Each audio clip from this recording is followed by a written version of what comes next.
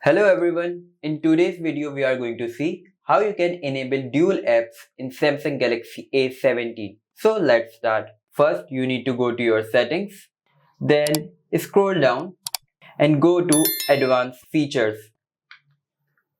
From here you will see dual messenger option, tap on it and now here you will see all the apps which support this feature.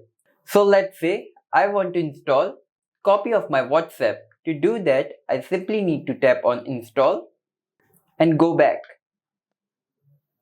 Now as you can see, I have created the copy or dual app of my WhatsApp. Now to identify which one is the second app or a dual app, this little blue icon will appear at the bottom and this one is the original.